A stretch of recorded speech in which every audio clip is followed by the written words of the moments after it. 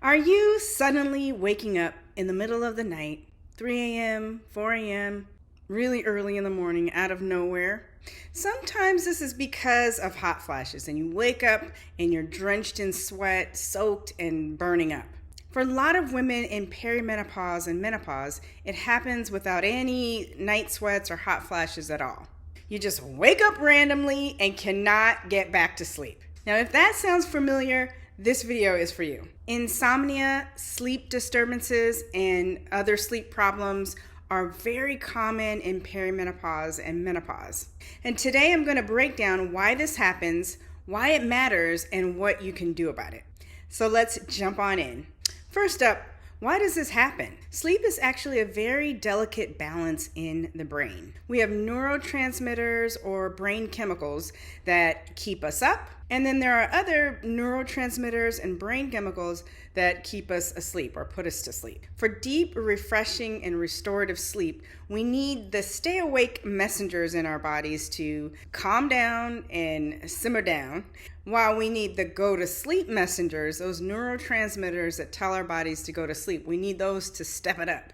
Psychology also plays a role. Your mind-body connection, relaxation, and even our thought patterns can help or hurt the natural rhythm. That's why things like cognitive behavioral therapy and hypnosis for insomnia and sleep can be so very effective. And they can help our brains to naturally shift into that rest and sleep state without any drugs or medications.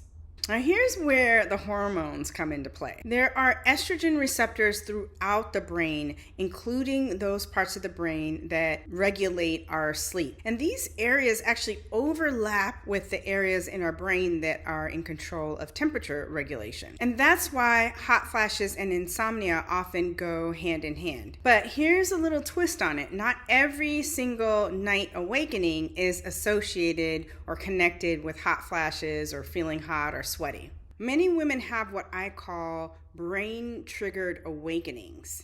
And this is when the brain's sleep control system misfires and wakes you up inappropriately. And this is where you're like, well, dang, why I gotta be up at 3 a.m. in the morning? It's not a good look. You know, especially when you have to get to work early or you have just a few hours to sleep. It can be really frustrating to look at the clock, see it's 3 o'clock in the morning and can't get back to sleep. And so this is what's going on in the body. So you're not having a hot flash, but you're still having triggers in the brain that are hot flash-like and waking you up from your sleep, even if you don't feel hot or sweaty. This is because the nerves in the area of the brain related to hot flashes and temperature control are very similar to and located in a similar location as those nerves that control our sleep centers and are involved with our sleep. So whether you're drenched in sweat or just wide awake for no reason, it's all related to similar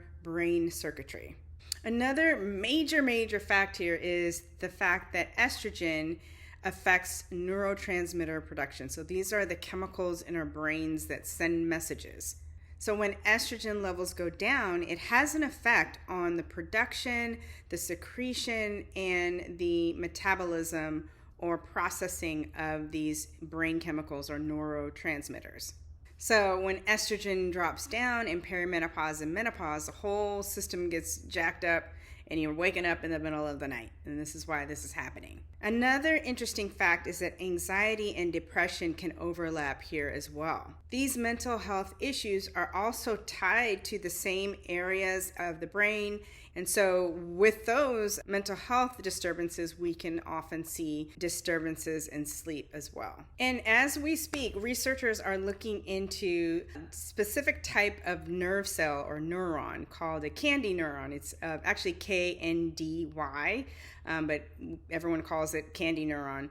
But these neurons, we know that they're involved with the sleep centers and the hot flash centers. And there are actually some medications in development that are targeting these specific candy neurons because of their interaction with both the temperature regulation areas of the brain and the sleep regulation areas of the brain. And so there's some good things coming with some medications in that area. So I want to talk a little bit about why it's so important that we address sleep, because sleep is not just about feeling rested. Of course you want to feel rested. However, sleep is when our bodies rest, reset, heal, recover, and there's a lot of processes that happen while we're sleeping. For example, there are a lot of hormones that are produced at nighttime when we're sleeping. So testosterone is a good example of this. We see testosterone production happening in the evening, in the nighttime while we're sleeping. And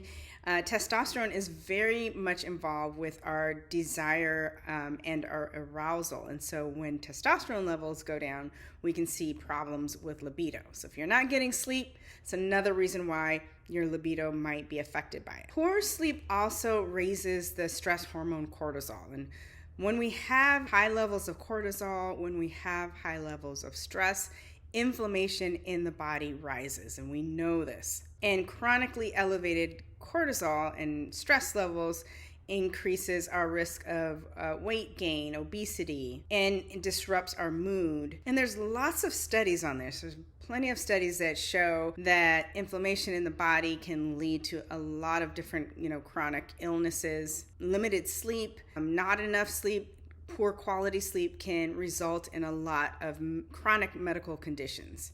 One study showed over 170 different types of chronic and problematic conditions that occur because of low or poor quality sleep. And we're talking about serious things like obesity, heart disease, high blood pressure, atrial fibrillation or palpitations, abnormal heartbeat, diabetes, depression, anxiety, and the list goes on. Sleep is literally the foundation of our health.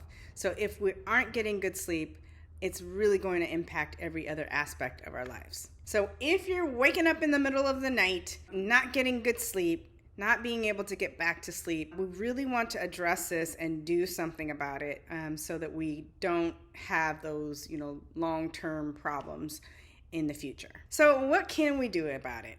The good news, there's a lot of different things that we can do about it. Lots of practical steps that make a difference. So I want to start with some sleep hygiene basics, some behavioral things that you can do, some things you can change to improve your sleep. Go to bed and wake up at the same time every day. So around the same time at night, around the same time in the morning, you want to get into a regimen so your body knows that it's time to go to sleep, and then you go to sleep at that time.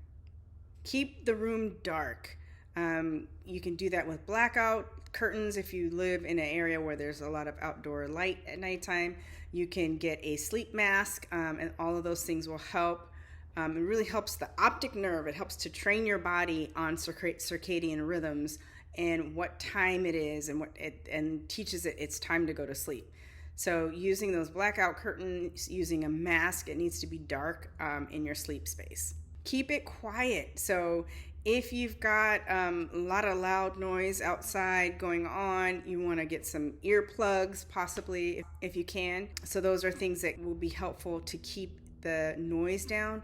You also want to keep it cool. So we don't want hot temperatures. Sometimes I'll advise my clients and patients to sleep naked. It's good for inciting some intimacy, and then also keeps you a little bit cooler because you don't have all those layers on you. So if you can, take off the clothes, bring the thermostat down, keep it cool. That would be good for the sleep. Another thing that's very important is our devices and the blue light that we're getting. So managing the devices, putting those devices away at least an hour or two before it's time for you to go to bed. This again trains your body through the optic nerve that it's time for things to calm down, it's time to go to sleep, and that circadian rhythm can follow suit. And if you happen to wake up in the middle of the night, don't pull out your phone and turn it on and start scrolling through social media or playing a game on your phone. That's going to stimulate your body and tell your body that it's time to wake up. So don't, if you do happen to wake up, we want to keep those devices off and not turn those blue light devices on. Another thing you can do is reduce the amount of blue light that you're getting from your device, and you can go to your settings and adjust the settings so that there's not as much blue light coming through. So that will help, again, train the brain train the mind through the optic nerve that it is time for rest during the evening. And then in the morning, when you get up in the morning, first thing in the morning, you want to get sunlight into your eyes too. You want to go outside, take a look up into the sky, get the natural sunlight into your eye. Again, training through your optic nerve, training the body, training the circadian rhythm to know that it's now time to wake up. And so that when the nighttime comes around, it will know that it's also time to go to sleep. And so we get those light changes in there properly. Also check your sleep environment. If your partner snores, if your partner has restless leg syndrome, they're knocking you out in the middle of the night. Maybe you've got pets on your bed or in your room that are snoring. It might be time to have the sleep divorce conversation. And this is a real thing. I'd recommend it to some of my patients where the partner is just snoring out of control and like it's messing up both of their sleep and messing up their relationship and their intimacy. It may be something to consider and have each one have their own room. You guys go to sleep, do what you got to do, and make time for each other, for intimacy, and then, split it up after. It helps a lot of relationships and improves libido and improves sex for a lot of people. So something to consider. I know it's like kind of controversial, but it may be something to consider if your sleep is being interfered with and, compromised. Another thing that can aid with sleep is sex and orgasm. For most women, a good orgasm will help to release certain chemicals in the brain and the body that will help to get you to sleep and keep you asleep and help you with a restful sleep. Now, there is a small group of women who, for them, orgasm is stimulating and actually will wake them up. So if you're one of those people in that, where the orgasm actually wakes you up, this is not for you. But for most women, a good orgasm does help to calm the nerves. It helps to relax, helps you get to sleep and stay asleep. So that may be something to consider doing. In fact, there is a study being done now that suggests that self-pleasure may be helpful for sleep as well. So even if you don't have a partner, self-pleasuring can bring some comfort and some relaxation and help to aid with sleep. As a hypnotherapist that works with women in perimenopause and menopause, I see a lot of problems with sleep that are resolved with hypnosis. Now, hypnosis is different than meditation. Hypnosis specifically guides your brain into a very relaxed state of mind. You get so relaxed that we're able to get it into a suggestible state. And when we're in that suggestible state, it makes it easy to reset our sleep patterns.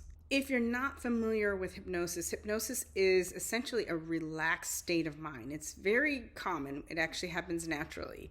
When you're daydreaming, for example, daydreaming is a state of hypnosis. You're relaxed, you're thinking about something else, you're aware, you're in a focused awareness. And in that state of mind, it allows those suggestions to be made directly to the subconscious mind. And the subconscious mind is the part of the mind that holds our memories, that processes our emotions, and holds our beliefs about how the world works, about how, the rules of the world, and what is true and not true. So when we're able to tap into the subconscious mind, the brain is more open to training. So we can sort of encourage those brain chemicals or neurotransmitters related to sleep to arise and quiet down the waking triggers that make you wake up in the middle of the night. And there's quite a few studies that show the benefits of hypnosis for multiple things, including for sleep. And it's a great tool. It's a drug-free, low-risk tool that we can use to aid with our sleep along with a number of other things. So it's a wonderful option if you're having those midnight, mid-morning awakenings at 3 a.m. And not able to get back to sleep or having difficulty falling asleep in the first place. And it's also very helpful for hot flashes. So it's a great two for one. I'll be sharing more tips on medications and supplements in a future video. So stay tuned for that if you're curious about options beyond like the sleep hygiene and behavioral things that we can do.